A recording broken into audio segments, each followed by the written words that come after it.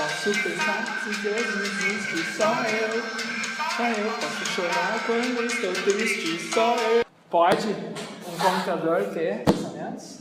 Esses sentimentos? Pode ou não pode? Por enquanto não. Mas em princípio? Por enquanto não. Hã? Por enquanto. Por enquanto não, no futuro sim? É? No futuro sim. Sim. Será que sim? Você seria daqui para eles decidirem antes. Hã? Se não nos destruírem antes. Como é que é? Se não nos destruírem antes. Ah, sim. Talvez, é que aí que tá, né? Talvez, se é possível aqui, talvez já existam em outras galáxias, sabe? Sei lá, a gente não sabe. Talvez exista.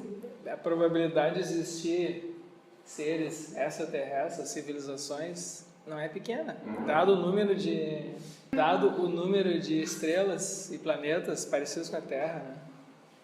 Isso sem falar de formas de vida diferentes dessa nossa baseada em DNA, que a gente desconhece. Então... Hoje parte do outro lado. Quer? Um cérebro desse pode achar que a gente é incompetente, incapaz e descartável. Pode, nós podemos pensar o mesmo desse cérebro, né? Sim, desligá-lo. Tá. É mais rápido.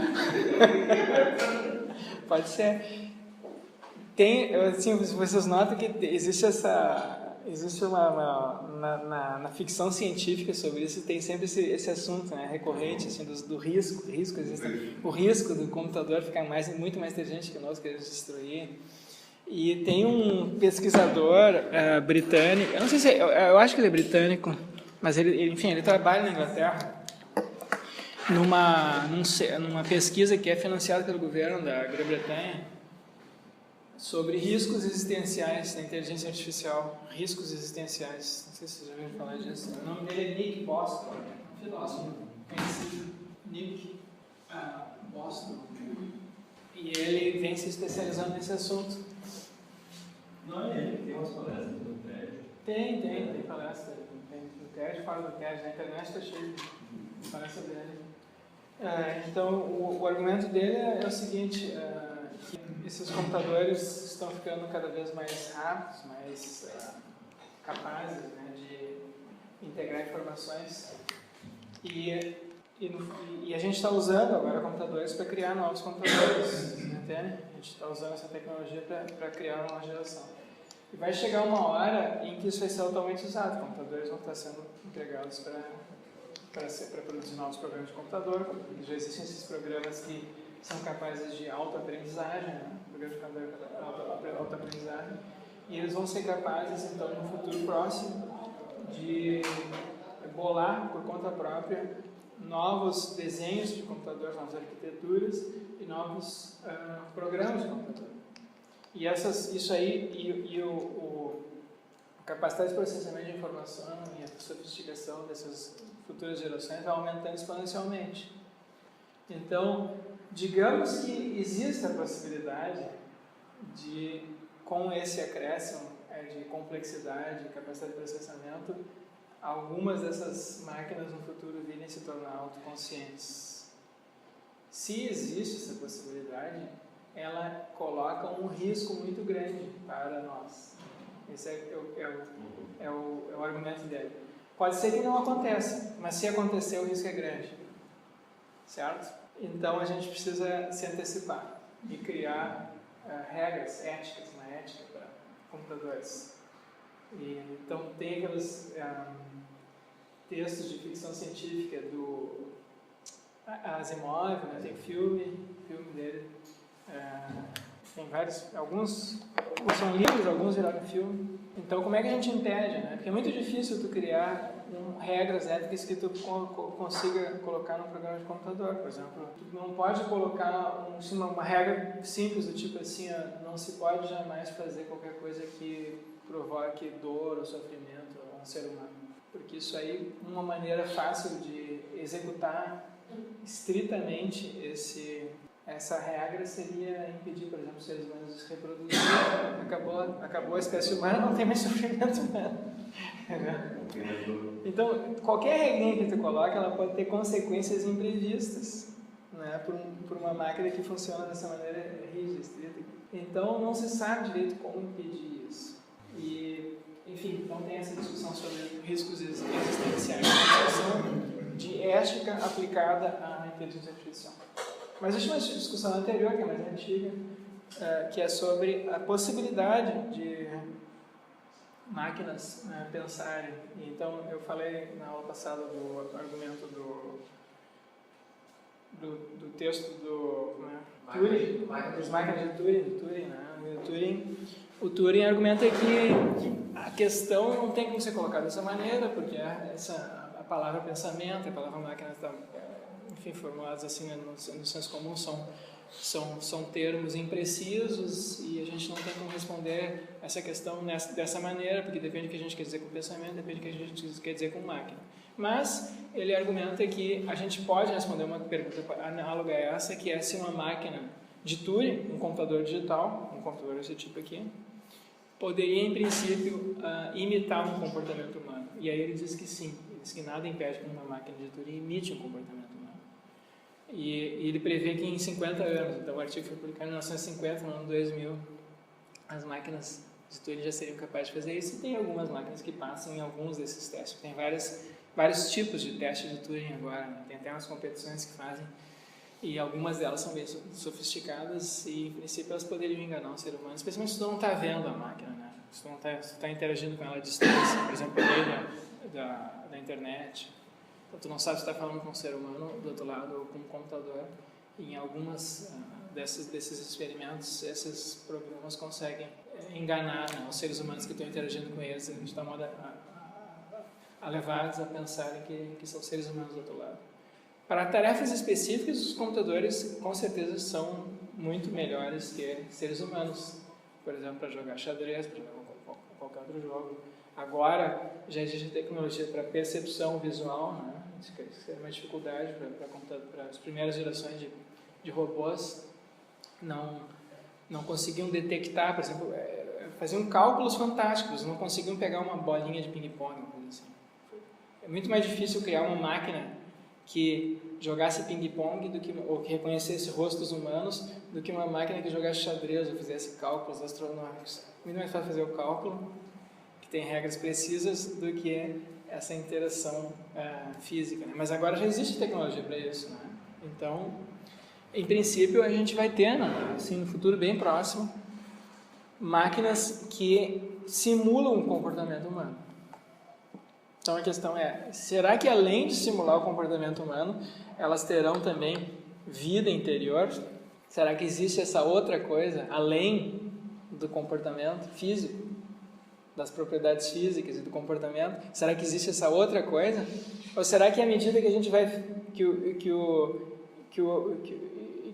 corpo vai ficando complexo, isso já vem junto automaticamente? Será que é uma coisa adicional ou vem junto? Compreende o que eu quero dizer? Será que é uma propriedade emergente, digamos assim?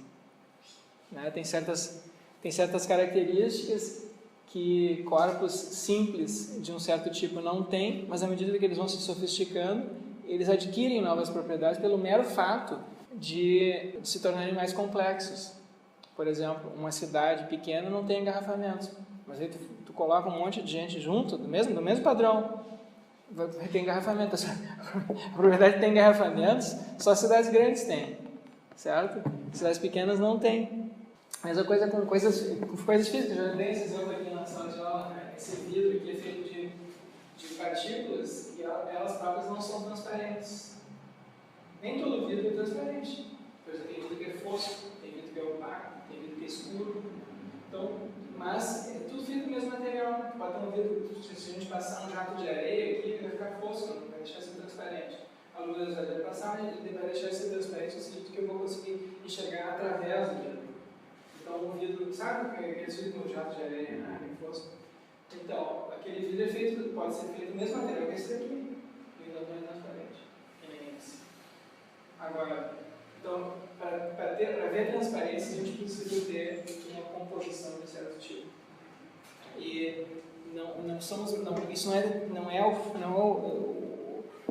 é as propriedades do material mesmo que determinam isso, mas o modo como aquele material está arranjado.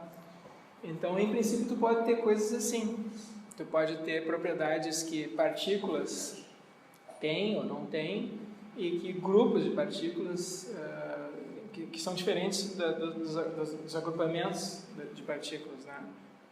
Certo? Então, talvez, se a gente fizer um computador suficientemente complexo, esse computador vai adquirir características que esses computadores aqui que a gente usa agora não têm. E talvez essas características sejam, por exemplo, isso que a gente chama, que para nós aparece como sendo a vida interior. Certo? Então, existe essa possibilidade também, que a gente não tem como excluir. Quem argumenta em favor desse tipo de possibilidade, ou quem sustenta esse tipo de possibilidade, é a Patricia Tjerson, que eu mencionei na outra aula, no artigo que está incluído ali na bibliografia da disciplina, se máquinas podem pensar. Esse artigo da Patricia Tjerson é uma resposta ao argumento do quarto chinês do Searle. Todo mundo conhece o argumento do quarto chinês do Searle? Estão lembrados? O argumento do quarto chinês? O argumento do quarto chinês, o Searle diz o seguinte, John Searle, esse é o artigo mais influente contra a possibilidade da inteligência artificial no sentido forte, que eles chamam. Tá? Inteligência artificial no sentido forte é essa, é uma máquina que tem vida interior, por assim dizer, né? Pode ser uma vida interior muito rudimentar, não precisa ser uma vida interior que nem essa aqui da música, né? Que pode fazer mil e uma coisas, pensar, ter sentimentos, pensar em Deus, coisas assim. Pode ser algo mais simples. O fato é que esses computadores que nós temos agora não tem nem esse tipo mais simples de consciência, né? Eles não têm esse tipo de consciência, nem no sentido mais simples. A interação deles com o ambiente é puramente mecânica. Agora, será que no futuro isso não vai mudar? Então, o John Searle acha que não vai mudar. Ele acha que não vai mudar. Então, ele distingue aqui, tem inteligência artificial no sentido fraco, inteligência artificial no sentido fraco, e tem o que ele chama de inteligência artificial no sentido forte. Inteligência artificial no sentido fraco é no sentido do Alan Turing, certo? Capaz de simular comportamentos humanos. E ele diz, inteligência artificial no sentido fraco, ok, com certeza, computadores no futuro, robôs, vão ser capazes de simular comportamentos humanos. Eles já são, em parte, capazes de fazer isso. Tem coisas que, por exemplo, são capazes de jogar xadrez com o ser humano, ou até melhor que o ser humano. São capazes de fazer cálculos matemáticos como o ser humano, até melhores que o ser humano. São capazes, hoje em dia, a gente tem robôs, ou enfim, carros automatizados já funcionando, né? Então são capazes de dirigir como um ser humano, até melhor que o ser humano.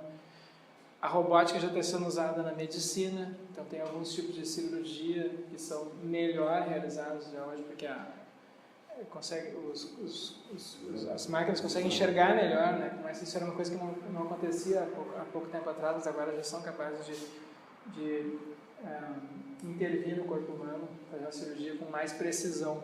Então, estão imitando os seres humanos e até desempenhando certas tarefas melhor que o ser humano. Então, a inteligência artificial no sentido fraco não tem nenhum problema. Isso com certeza vai acontecer. Agora, será que a gente vai ter inteligência artificial no sentido forte? Quer dizer, que não apenas essas máquinas serem capazes de simular comportamentos humanos, mas também ter pensamentos, ter consciência, ter alguma coisa desse tipo? A série Humans, conhece? Quem? A série Humans. Humans? Não conheço. É uma série muito massa que é exatamente sobre isso. Assim, é um cara que desenvolve para cuidar dos filhos dele, cria, né, um cara robôs que imitam seres humanos, assim, só que acabam adquirindo consciência. E eles têm os olhos verdes. E aí o que acontece é que começa a se descobrir que existem outros daquela espécie, e aí tem todo o desenrolar da série, né? E aí tem um determinado momento que. Eu vou dar spoiler, mas. Já começou que termina. Aquela situação específica lá, uma guria que é hacker, que é falona lá, ela dá um comando que todos os robôs começam a ter consciência. Devido a um motivo específico que eu não vou falar que tem que existir. Tá, e aí é considerado o dia zero. E aí, tipo, rola uma rebelião, assim, porque... O dia zero é o dia em que... acho que é dia zero que ela chama. O dia zero é o dia que ela dá o comando, em função de um motivo específico, eu não vou contar, senão é muito spoiler. E aí todos eles adquirem consciência e muitos se rebelam, assim, porque eles eram usados para fazer esse tipo de casa, Sim. várias coisas, e eles se dão conta de que tem consciência, então rola tipo quase uma guerra, assim. Claro. Mas sabe que existe essa discussão? Isso se chama, na literatura, chama singularidade.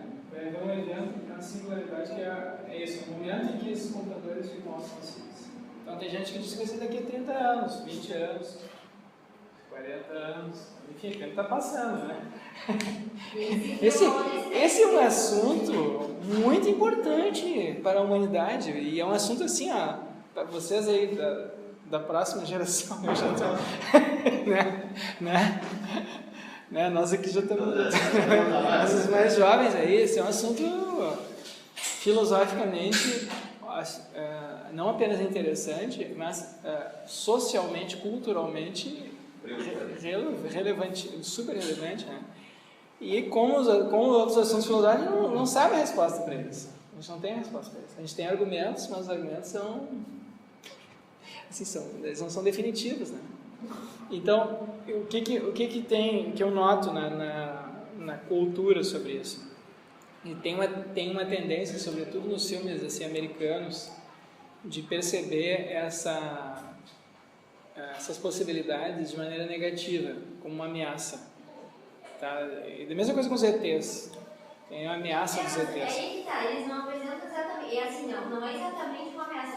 São reações diversas. Assim, e aí tem toda uma discussão de uma advogada, que é humana, que tenta defender eles e tenta provar que não é exatamente como estão querendo colocar, transformar eles em monstros e tal. Aí tem uma outra raça de robôs com os olhos laranjas, então tem os olhos verdes são do mal, e os laranjas vieram para controlar os olhos verdes, muito louco. Sim. E aí tem e aí ela fala, tá, e aí começa a discussão do que é uma pessoa, né? Qual é a discussão que a advogada coloca, ela tem que defender uma olhos verdes, né? Que eles falam, vinhais, né? E aí é isso, assim, ela coloca esse ponto, né? Por que a gente demoniza, né? Sendo que... Por que tu acha que a gente demoniza?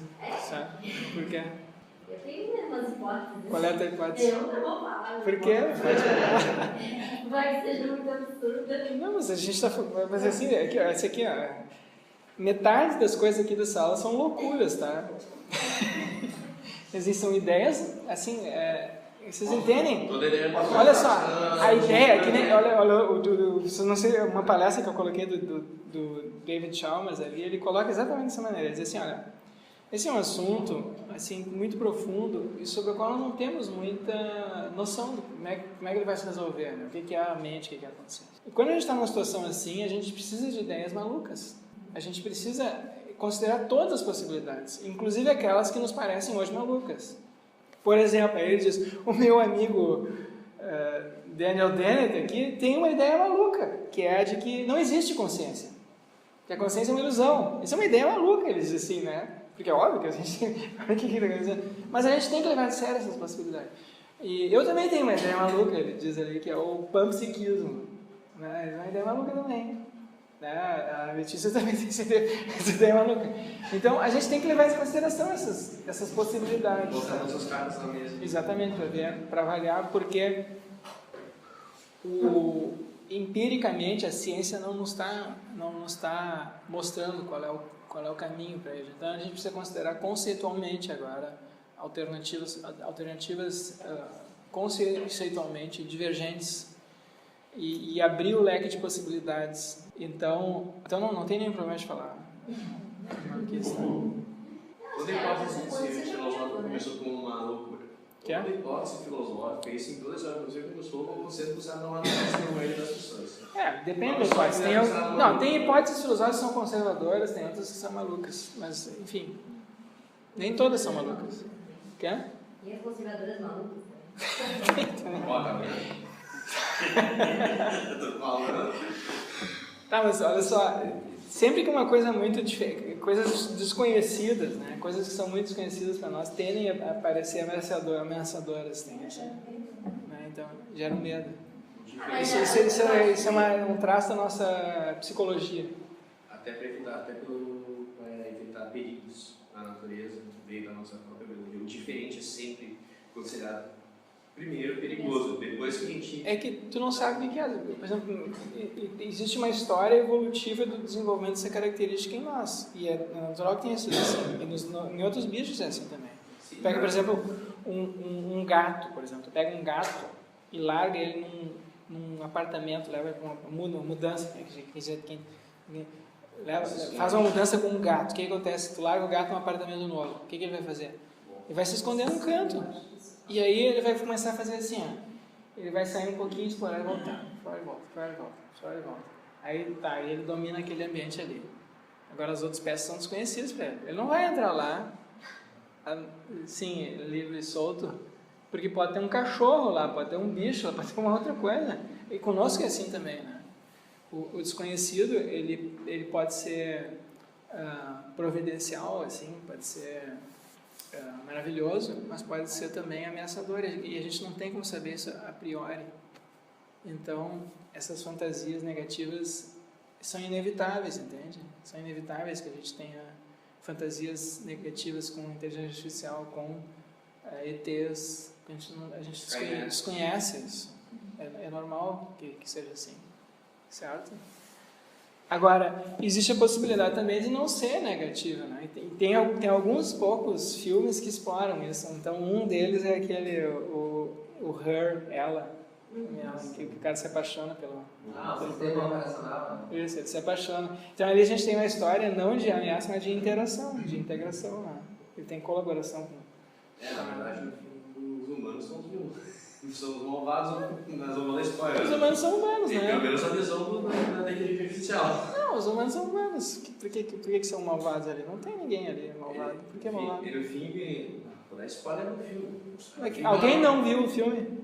Então, mas como é Vou que dar você... spoiler, no fim as inteligências artificiais se revoltam. Quê?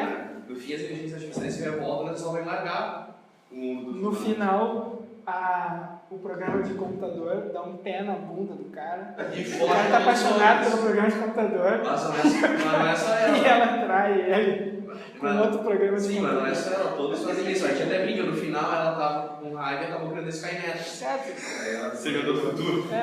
Enfim. Mas não é. Enfim, seres humanos fazem isso também, entendeu? Sim. Não é uma coisa... Ela aprendeu com a gente. Não sei se foi mal, eu não diria que foi um comportamento assim, malvado. Tá. Então a gente tem possibilidades, então tudo bem, voltando aqui, com relação à inteligência artificial fraca, não tem problema, o senhor diz, com relação à inteligência artificial no sentido forte, não, aí tem um argumento, que é um argumento baseado num experimento mental. O experimento mental é o experimento Corte-Ness, o famoso experimento Corte-Ness. Então, o CERN vem repetindo isso há décadas. E esse é o argumento mais influente contra a inteligência artificial no sentido forte. É o argumento do CERN. E o que ele diz é assim, como é que funciona? Os programas de computador funcionam de maneira puramente sintática. Eles não têm uma semântica. Tá? Então, o conjunto, as instruções que... Se tu digita uma palavra aqui no computador, no Google, por exemplo, digita uma palavra no Google, uma frase, uma pergunta, pode até digitar uma pergunta agora, né? O que é, onde fica Porto Alegre? Ele vai te mostrar. Mas o programa do Google que está fazendo esse cálculo, ele não sabe o que ele está fazendo. Ele não sabe o que é Porto Alegre. Ele tem um conjunto de instruções que levam de sinais a sinais. Então, tu incluiu ali certos sinais, uma certa configuração, e ele traduz isso para outros sinais e te devolve outros sinais. Então, a rigor, o computador não sabe o que está falando. Esse é o argumento do CERN.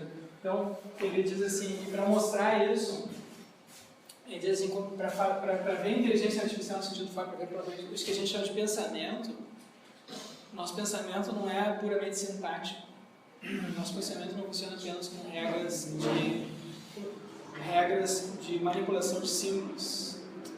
Então, por exemplo, como a gente tem na lógica, sabe? A lógica matemática é puramente formal, sintática. Quando a gente faz uma dedução, sei lá, um modus ponens, T implica que, T logo que, essa regra aqui é puramente sintática, não importa, poderia ser outras coisas aqui, poderia ser estrelinha, bolinha, essa flechinha aqui poderia ser uma outra coisa qualquer. O conteúdo aqui não importa. O que importa é que depois que tu formulou a regra de uma certa maneira, se tu tem sinais desse tipo aqui, a máquina, o cálculo, te devolve um sinal desse tipo aqui. E o computador funciona dessa maneira, de maneira puramente sintática.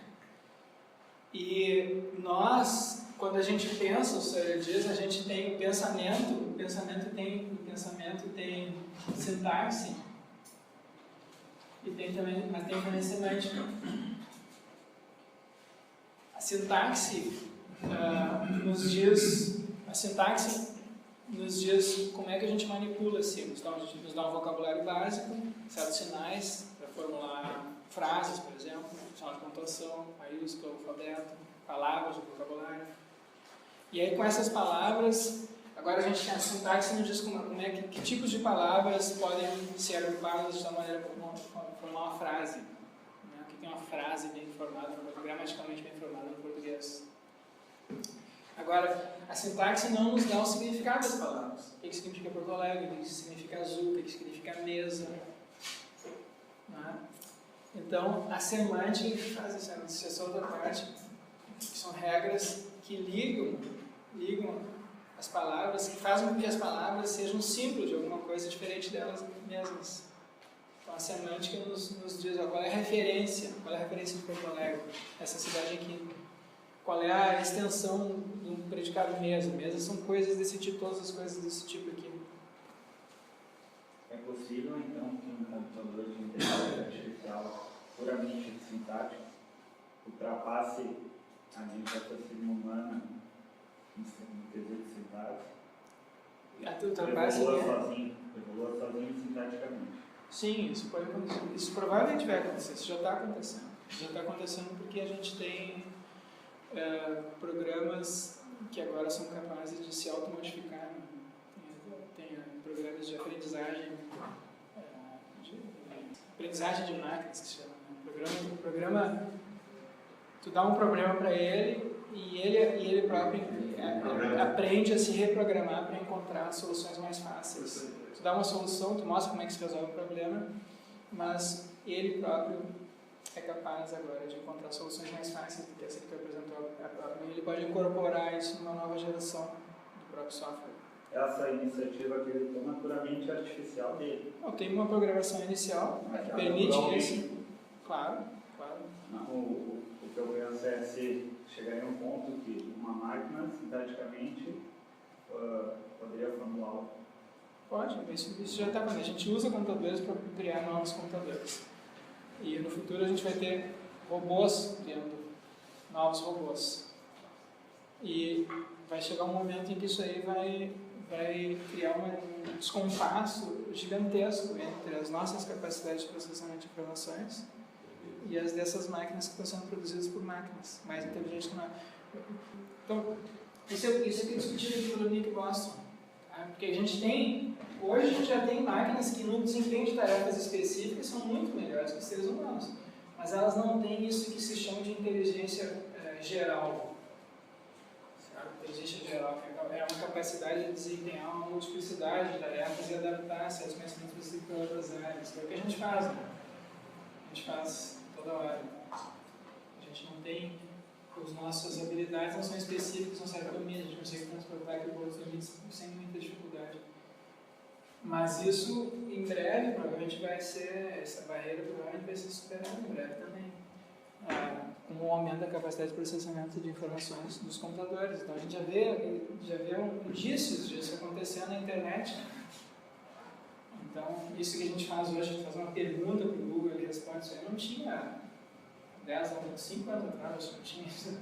Agora já está bem desenvolvido. Hoje em dia tu pega um texto em inglês, bota no Google e produz para ti. E não é tão ruim. Antigamente era horrível, não dava para ler. Agora não. Agora tu corrige aqui e ali deu. Né? Pelo menos assim, para propósitos assim, práticos, já está melhorando muito essa tradução. E muitas outras coisinhas assim. Então as informações estão começando a se integrar muito mais agora. E está se aproximando do tipo de inteligência que é a nossa, inteligência geral.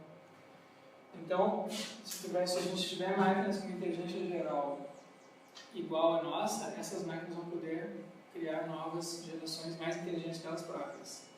E essas mais inteligentes que elas próprias vão ser agora super inteligentes. E se tiver essa super inteligência, a gente vai ter uma próxima gerações mais inteligentes ainda. Então vai chegar uma hora que vai haver um descompasso enorme entre essa inteligência geral das máquinas e a nossa. E a gente não vai conseguir agora mais controlar. Então esse é o risco que o Nick Bostrom aponta. Tá? Mas a questão aqui é, será que isso tudo está acontecendo no domínio da sintaxe ou será que também tem semântica envolvida? Ano passado aconteceu o fato de um computador, uma máquina de inteligência artificial, enfim, conseguir criar a primeira tese científica. Filosófica e defendeu na URGS. Passou no vestibular, fez mestrado, doutorado e agora é professor. É professor aqui, tem um ali que é professor. Um robô. Enfim, não, esse era americano, tá? Esse era estadunidense. Foi lá ele criou o computador conseguiu criar uma tese científica aceitável com um mero conjunto de instruções com várias possibilidades, chegou a uma conclusão e a conclusão era verdadeira. Tá, mas isso... o problema é exatamente esse. Tá, mas... tese. Qual era a tese? Aí foi... Não, mas isso aí, só um pouquinho. Tu tá falando isso sério? Você tá falando? Foi uma tese boa? Foi uma tese boa e... Porque teve uns casos que aconteceu o seguinte, ó, não sei se tu conhece essas... Tem gente... Teve aquele chamado escândalo Sokal, né? Essas coisas. Tem as pessoas que foi o cara pós-modernismo, o cara queria São Paulo pós-modernistas, fez um texto nada a ver e depois ele apareceu... Esse é um assunto assim, ó, muito importante academicamente. Filosoficamente não tem muita importância, é um assunto cultural. Não, é toda a filosofia. Assim, ó, é muito importante para a cultura geral assim, acadêmica. Como usuário pós-modernista. É o escândalo Sokal? É assim que escreve? Ninguém sabe? Não sou, é com cara. Ninguém sabe? É com cara. Bom, esse cara é um físico. Se eu não me engano, ele é físico, agora não tenho certeza. E ele ficou chocado com o pessoal usando exemplos assim, na mecânica quântica, da física, para defender teses em sociologia e antropologia. Porque a mecânica quântica diz isso, então né, o mundo não é bem assim. Então, tal da física. Isso. Aí ele resolveu escrever um artigo só com bobagens. Coisas que ele explicitamente considera insustentáveis. Só que ele encheu de jargão técnico da física e não sei o quê, e aí submeteu para uma revista famosa de antropologia ou das ciências humanas. E foi aceito. O artigo foi aceito. E aí, depois de publicado, ele escreveu dizendo, olha, vocês estão vendo qual é o nível das ciências humanas atualmente? O que é esse pós-modernismo? Só dizem bobagem, ninguém sabe o que está falando. Esse foi o escândalo Sokal, tá? E depois teve gente que fez isso com máquina também. O cara pegou uma máquina para fazer artigos e mandou para ele. Imagina até o pulso. Mas aí são artigos que não prestam, entendeu? São artigos que não prestam, feitos por máquinas, e aí vamos para os pareceristas aceitam, que não entendem o que ele está falando. Que inteligente. Não sei o que é isso aqui, mas deve ser muito inteligente. Está provado. O Modernist Text Generator, ele cria um artigo pós-modernista para ti na hora, assim, até com referência. Então isso tem. Tá. Agora, eu não sei se é disso que tu está falando ou tu está falando de uma tese... Não, foi uma tese real mesmo. Foi uma tese de bona fide ali, né? Não, esse tempo não é não. Foi uma tese que realmente foi cientista sério, foi lá, não era nada de sociologia, de física, e a inteligência artificial chegou numa tese mesmo. Certo. Quer ver? Não sei se foi um projeto ambicioso, ele queria fazer uma definição de emoções humanas. Sim. E o projeto dele, isso ele ainda não conseguiu, fazer um robô conseguir fazer poesias e romances e consigam superar Shakespeare, toda essa galera aí, dos maiores escritores humanos, e conseguir impressionar os humanos, ou seja, fazer um robô romancear melhor que um humano. Vamos ver, né? Mas aí ainda tá... Tem um problema parecido com esse, que foi um assunto sobre a qual a Gisele Seco, que é essa professora que até jogaram pouco, escreveu, que é como é que é o teorema das 4 cores, se não me engano, é esse o teorema das 4 cores. Então tem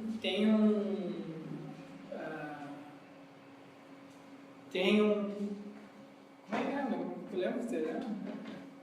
É provado os computadores. Isso. Mas o que é o teorema mesmo? Tem um mapa. A região pode dividir em 4 cores sem. É um mapa de cores para poder separar as cores. Tem um mapa e aí, né, tem uma certa divisão nesse mapa e tu tem que pintar o mapa usando apenas 4 cores, não pode ter duas regiões contíguas que sejam da mesma cor. Então você tem essa questão. Agora não lembro exatamente qual é a formulação. E esse foi um teorema, ninguém sabia a resposta para isso. Isso aí foi feito com computadores. A resposta que você teve só com computadores.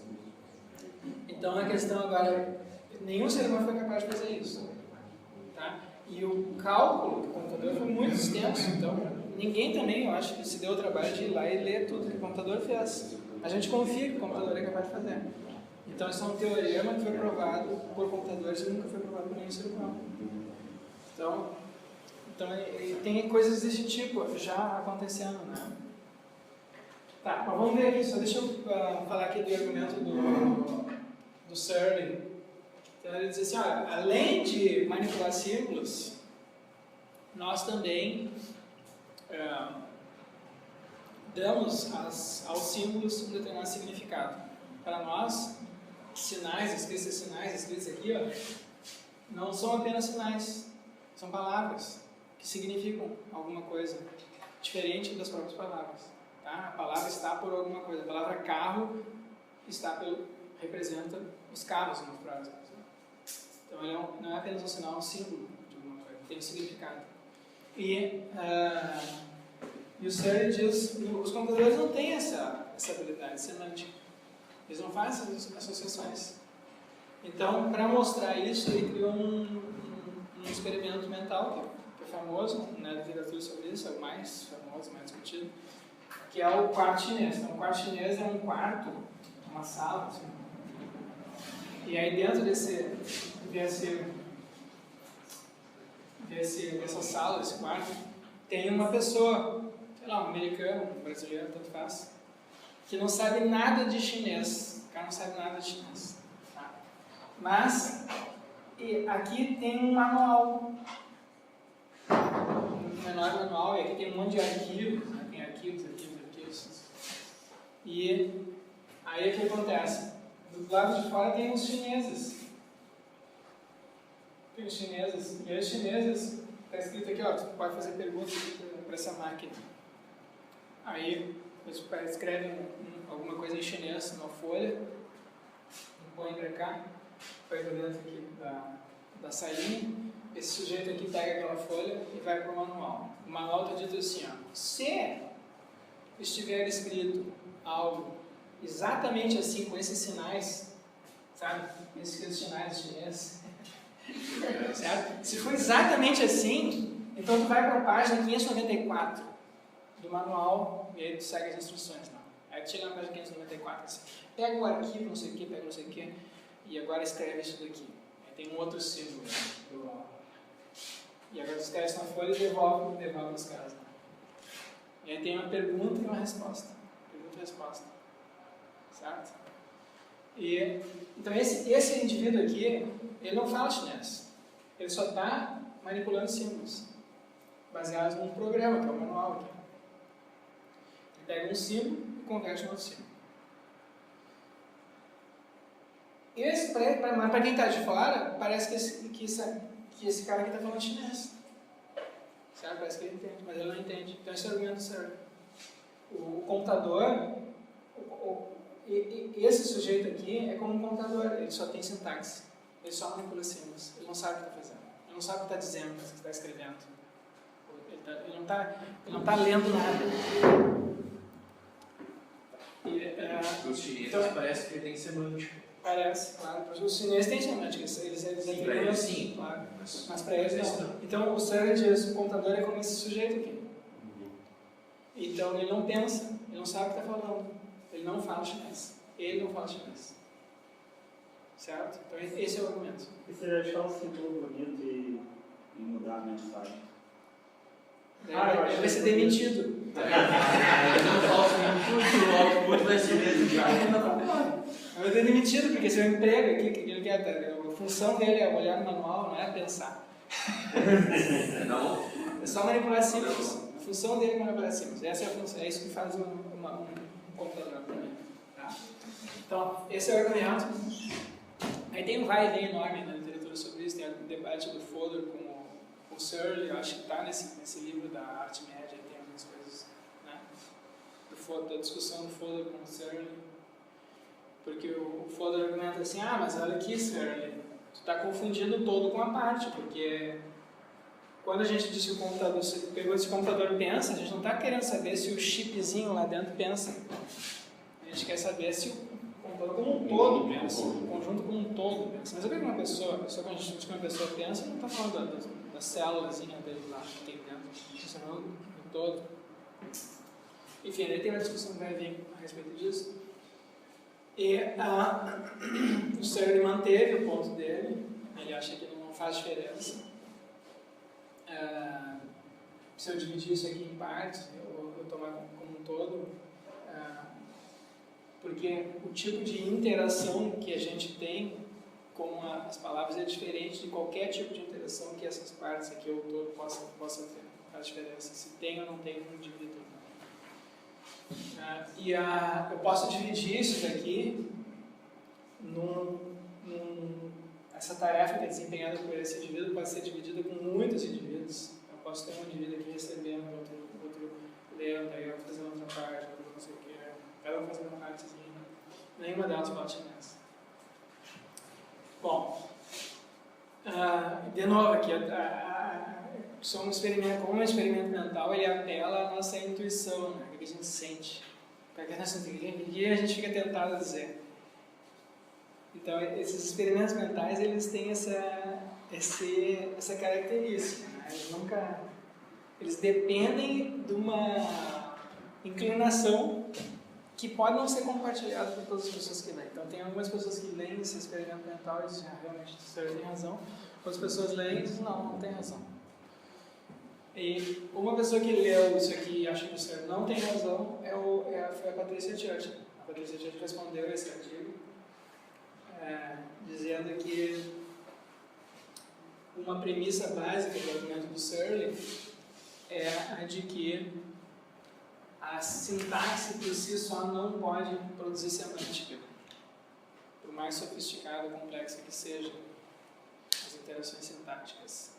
E ela argumentou, né, que essa premissa do argumento do Searle não está justificada. Não foi justificada. Patricia Churchill. É o 4 luminoso? Isso. O artigo da Patricia Churchill foi publicado junto com esse do Searle. Esse argumento do Searle foi publicado em vários artigos, tem uma das versões do argumento do Searle que foi publicado junto, um ao lado do outro. Essa é a mesma que acha que a mente é uma ficção e tal? Isso, a Patricia Churchill é uma materialista e eliminativista. Então, a Patricia Churchill acredita, o Searle argumenta que não tem como ter a inteligência artificial forte, porque a inteligência artificial, toda inteligência artificial é sempre sintática. E tu não tem como produzir a semântica aqui. E a Patricia Churchill argumenta que não, que a gente pode ter uma coisa produzida na outra, que na verdade talvez sejam o mesmo fenômeno, só que como a gente está vendo isso aqui num grau de complexidade muito baixo, usando esses computadores que a gente tem atualmente, um grau de complexidade sintática muito baixo, comparado com o grau de complexidade sintática da nossa mente, nosso cérebro, mente e cérebro é a mesma coisa, nosso cérebro. Então, a gente fica parecendo que aqui não tem nenhuma semântica. O Searle é um behaviorista analítico. Dá pra colocar assim? Ele é um behaviorista analítico? Não. Como é que ela vai Qual é o nome da posição dele? Ele é um darwinista. Eu não sei o nome dele, da posição dele. Depois eu vou conferir, tá? Depois eu confiro. Eu não entendi direito qual é o argumento da Churchill. O argumento da Patricia Churchill é parece uma que... especulação. Assim, eu estou especulando que a gente não está vendo a coisa direito, que a gente ainda está vendo as coisas de maneira muito superficial, não se desenvolveu muito ainda. Vendedores de materiais no futuro, o pessoal vai ver isso como mito, esse negócio de mente aí. Depois a gente vai ver que o computador tem sim uma capacidade semântica, para os efeitos desenvolvidos ainda, por menos foi permitido no argumento. Mas pode ter O argumento da Patricia Churchill é que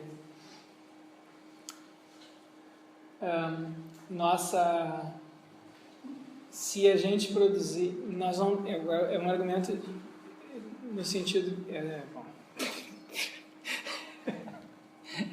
O argumento dela é que nós não temos nenhuma razão suficiente hoje para excluir a possibilidade de inteligência artificial no sentido forte, porque as máquinas que nós temos hoje são excessivamente simples comparadas com a complexidade do nosso cérebro. Então, se a gente produzir uma máquina... Aí a especulação. É especulativo, os dois são especulativos. Sim, sim.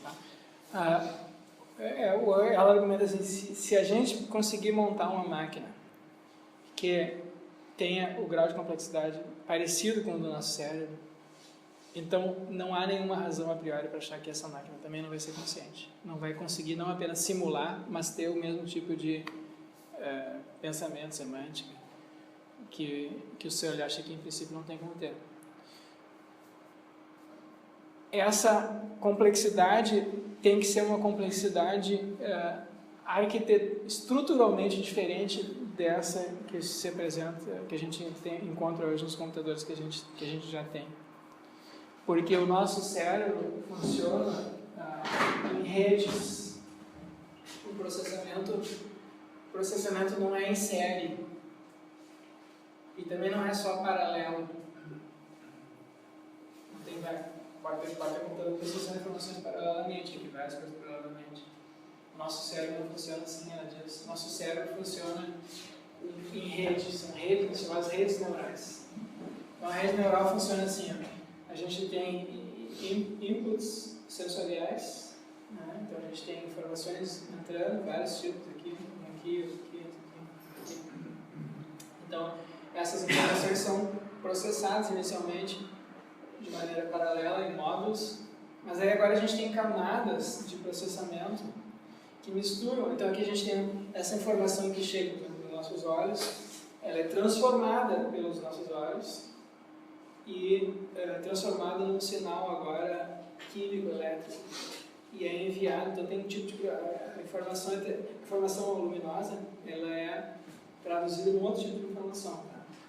E ela é enviada para outra região do cérebro. Tem um processamento aqui, mas agora a gente tem uma segunda camada de processamento, e nessa segunda camada de processamento as informações podem se cruzar aqui, entende? A gente pode ter informações sendo enviadas para mais de um lugar no cérebro. E agora a gente pode ter, de fato, outras camadas de informação, e essas informações vão se multiplicando. O cruzamento de informações vai se multiplicando. Então a complexidade resultante disso daqui é muito maior do que se a gente tivesse uma sequência apenas seriada, mesmo paralela de processamentos. O resultado final, a informação que chega aqui, ela está muito mais modificada, pode estar muito mais modificada do que qualquer informação que chegue no processamento desse tipo aqui, mesmo que a quantidade de transformações aqui seja igual a lá, porque vai ter um intercruzamento, tá? Então, isso é uma arquitetura diferente da que é usada pelos computadores. Então, ela diz, nós não temos nenhuma razão para achar, em princípio, que se a gente conseguisse simular a arquitetura do nosso cérebro, a gente não teria um resultado igual, parecido. Esse é o argumento dela. O Searle está excluindo a priori essa possibilidade disso aqui não acontecer. Mas ele não deu nenhum argumento. Ele não deu nenhum argumento, né, nesse sentido. E aí ela justifica dizendo que na história da ciência houve casos assim, né?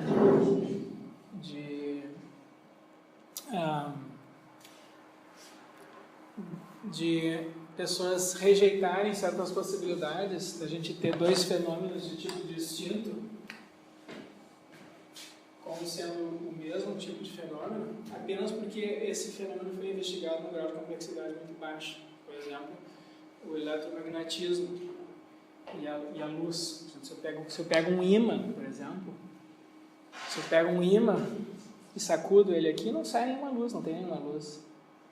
Agora, disso não se segue que, quer dizer, a gente não percebe nenhuma luz porque a intensidade, a complexidade do fenômeno é muito baixa. Agora, se eu intensificar aquilo, eu posso eventualmente produzir um campo luminoso. Então, para ela, houve casos na história da ciência de argumentos análogos ao do Searle que foram rejeitados à medida em que a ciência desenvolveu. E ela faz uma aposta especulativa de que isso também vai acontecer nesse domínio aqui. Tá? Mas como eu falei, é uma aposta e é especulativo, porque pode não acontecer, porque realmente a gente não sabe. Então esse é o argumento. O argumento do Searle, que é? Plenamente materialista. Sim, ela é materialista. Sim, esses aí são.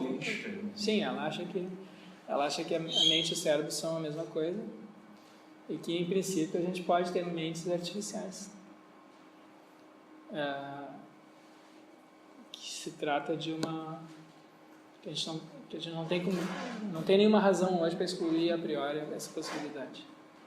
Poderia se dizer que Descartes, sendo dualista, chegaria a dizer já é besteira, uma coisa, outra coisa. Vamos ver os argumentos dualistas, então. Tá? Vamos ver os argumentos dualistas. A gente tem... O argumento dualista... Bom, eu coloquei na página da disciplina um artigo ali sobre Donald Davidson. Donald Davidson é um dualista de predicados. E eu coloquei também dois artigos do Frank Jackson. Frank Jackson é um dualista de propriedades. São 5h30 agora, eu vou ir direto para o argumento do Frank Jackson, tá? Depois eu retomo o argumento do Davidson. O argumento do Davidson é mais assim, sofisticado tecnicamente. O argumento do Jackson também está baseado num experimento mental. E ele apela às nossas intuições, ele é mais fácil de entender nesse sentido, né? Então, o que esses dualistas de propriedades dizem? Eles dizem que existe algo que é ser consciente, que a consciência não é uma ilusão. Tem um artigo famoso. Em que consiste isso, ser consciente? Ser consciente para um indivíduo estar consciente, tende a haver algo que é ser como aquele indivíduo. Tem um filme... Mentira não, é verdade. Tem um filme, se vocês viram, como é ser John Malkovich. Como é que é o nome do nome? Como é? John Malkovich. Aí tem um cara que entra na mente do John Malkovich, não sei o que é. É isso, olha. Existe algo que é ser como cada um de nós. Então, a gente tem uma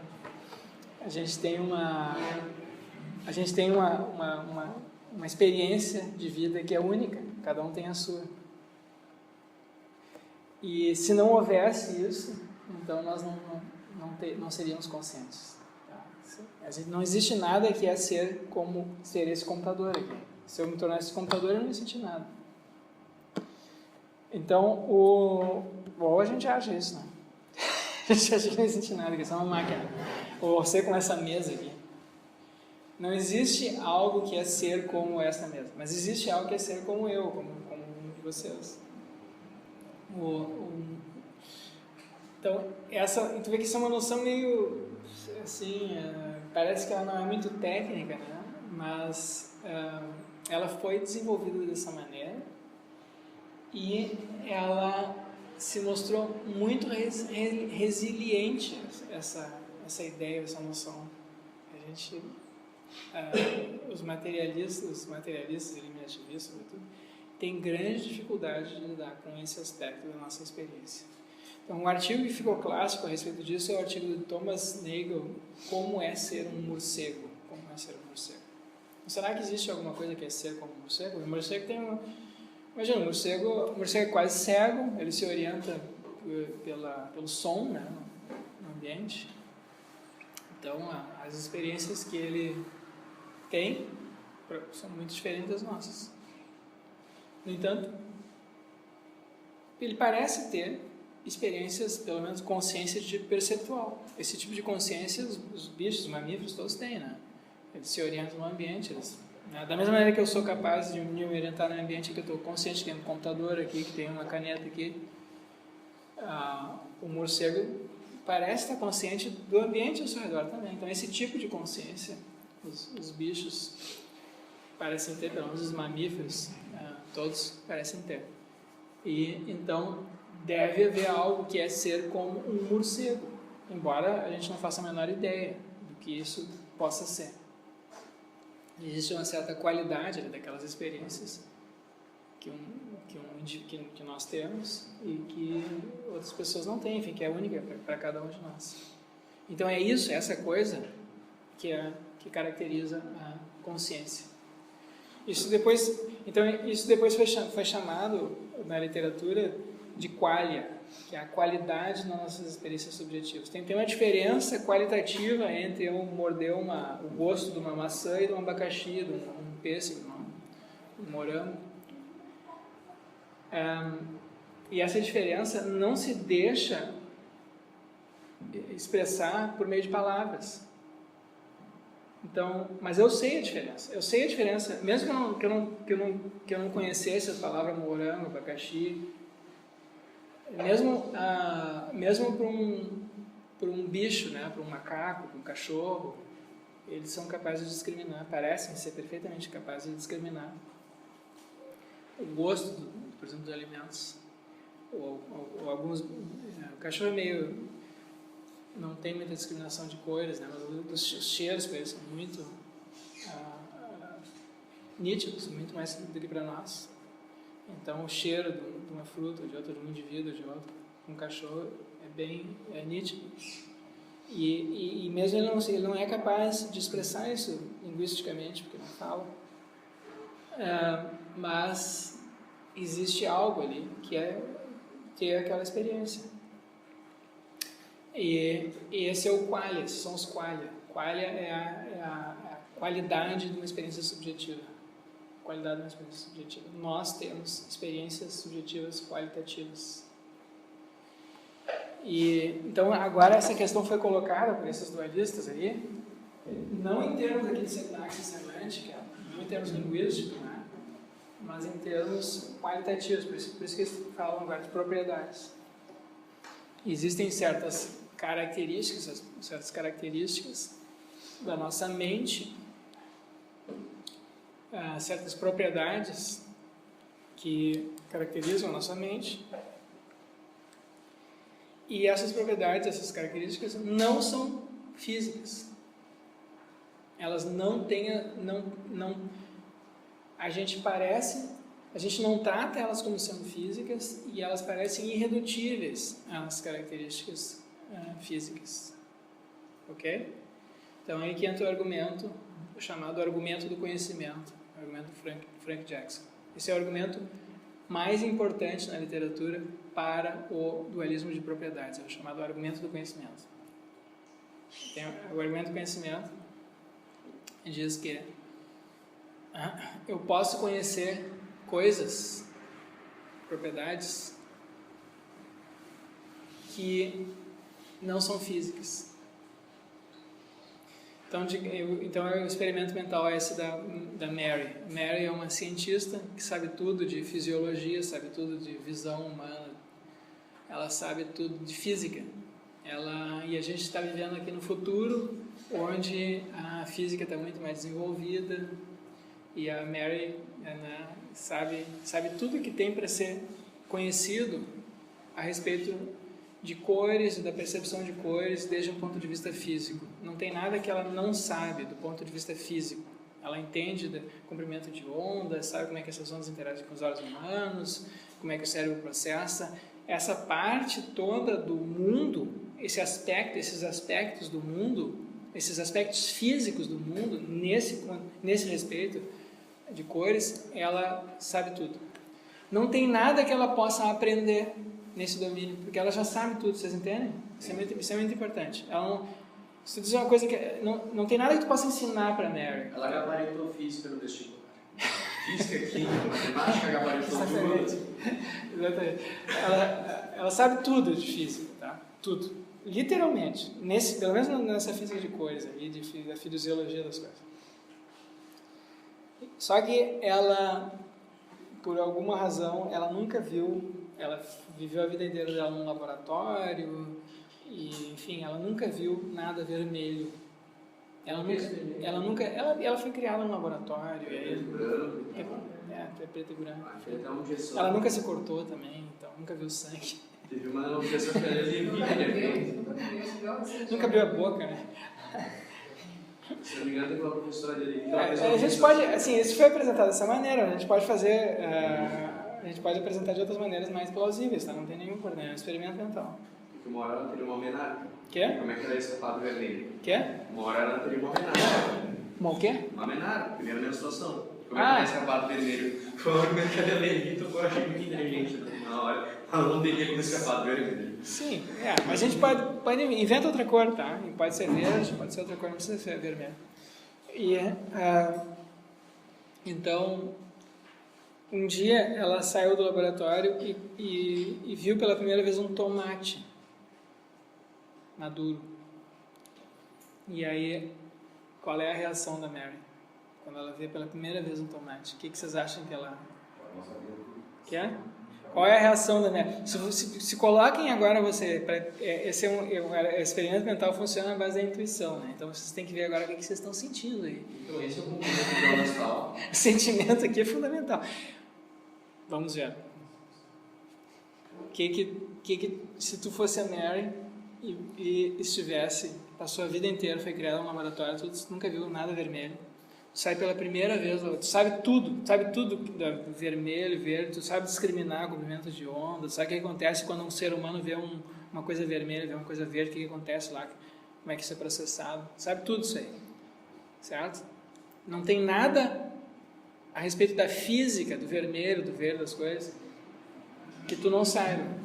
Não tem nada a respeito do processamento, da percepção de cores por parte de seres humanos que tu não sabe. Mas aí tu, pessoalmente, nunca viu nada vermelho. Aí tu sai do laboratório e vê pela primeira vez um tomate maduro. Qual a tua reação?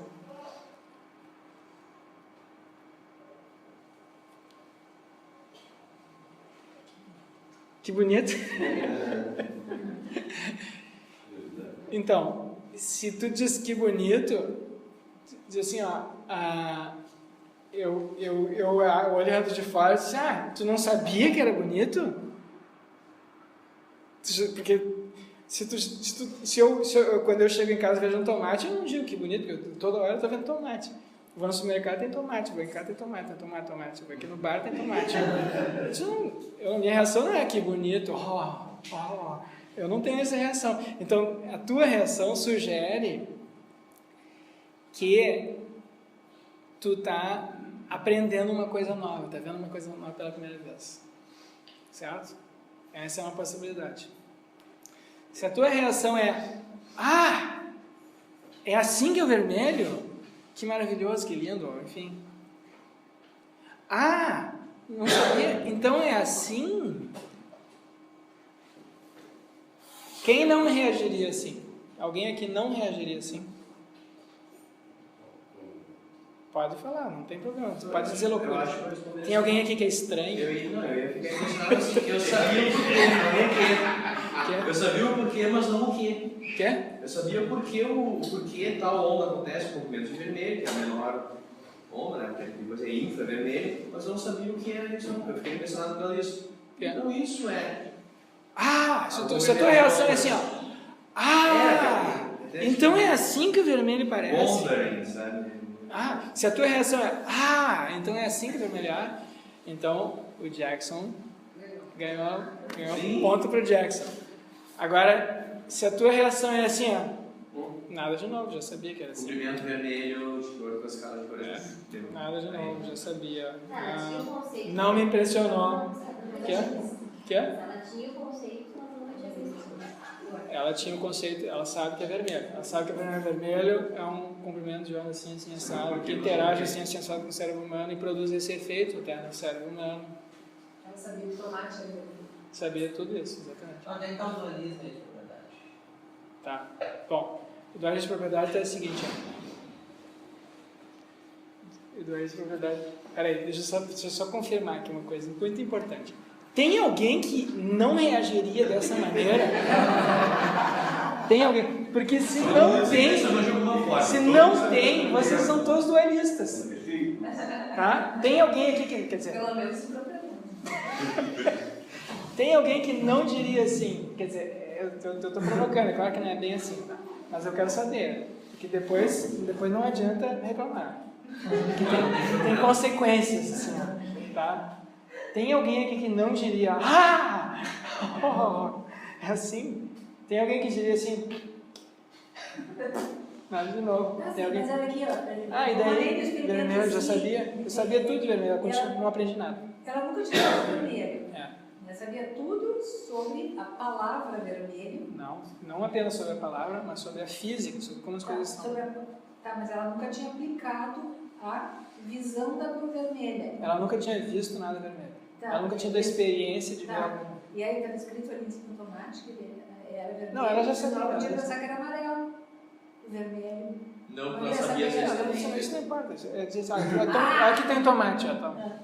Aí tomate. E é vermelho. Esse é o primeiro vermelho. E ela já sabia que tomate eram vermelhos, então... Pode ser mais, pode ser. Tem que ver cor. Tá aqui o tomate. E aí? Qual a tua reação? Se tu reação, então...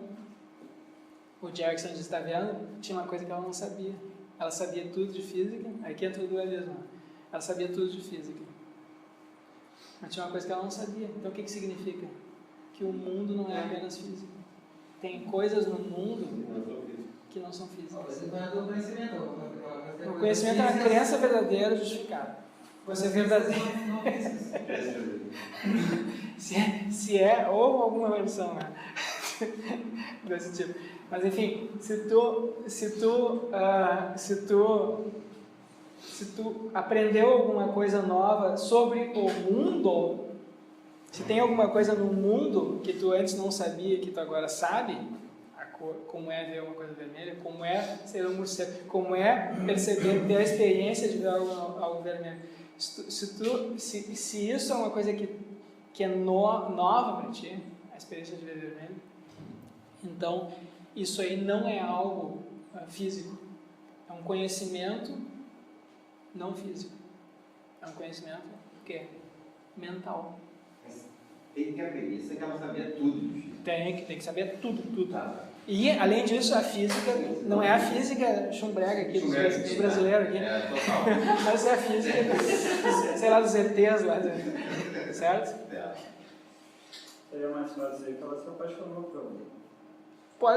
Pode ser também, quer dizer, mas ainda está... Então é entre o físico e o mental. Ela sabe tudo, já pode, talvez seja até mais plausível, né?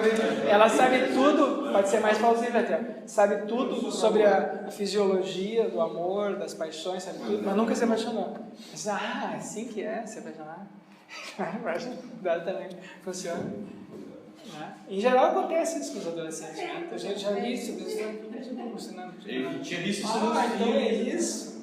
Isso acontece, né? Mas a questão ali é, então a questão é, se tudo é físico, então tu não aprende mais nada com essa experiência, certo? Porque tu já sabe tudo da física. Mas se mesmo sabendo tudo de física, tu ainda tem algumas coisas que tu não sabe, então essas coisas que tu não sabe não são físicas, não são. O conhecimento que faltava a ela não era um conhecimento de objetos ou propriedades físicas, era um conhecimento que faltava a ela de objetos ou propriedades não físicas, nesse caso propriedades, né? Qualquer coisa é uma propriedade.